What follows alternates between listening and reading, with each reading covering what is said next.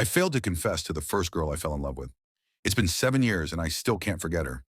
During my school years, when I was 14, one of my female classmates had an accident and was bound to a wheelchair for about 3/4 of a year. I didn't have much contact with her at the time, as I had just come out of the girls are you phase. But I knew she was one of those rare people, pure-hearted and kind to everyone. On the first day she returned to school in a wheelchair, I saw her struggling to get around. She was also very petite, and I could tell she wouldn't be able to reach the next classroom in time. I was the last person at the end of the quarter, and something in me just knew I had to help. I walked up to her and asked if she'd allow me to assist her.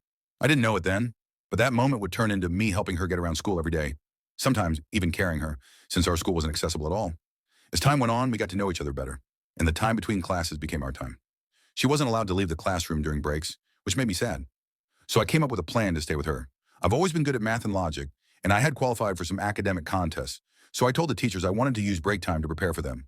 They agreed, and of course, I didn't use that time to study at all. I just talked with her. Those were probably the happiest days I ever had in school.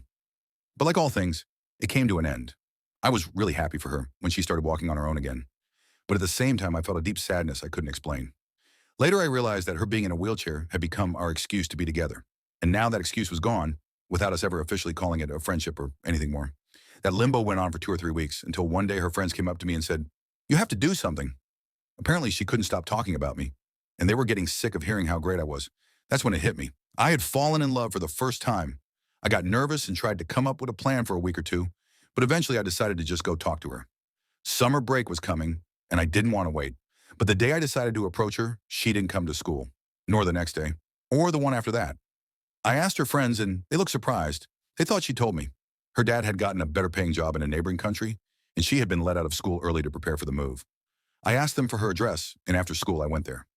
I stopped a house before hers when I saw her standing outside next to her family's car while her parents loaded boxes. She saw me and walked over. We talked for a bit about the move. At some point I told her I had something important to say, but she just shook her head, tears welling up in her eyes. She asked me not to say it. It would only hurt more. Then she hugged me tightly. Her mom called her name. She looked me in the eyes, said, "Thank you for your kindness," and we said our final goodbye. I watched her get into the car and drive off. I remember standing there for what felt like an eternity, staring down the street until the sun began to set. I never saw her again.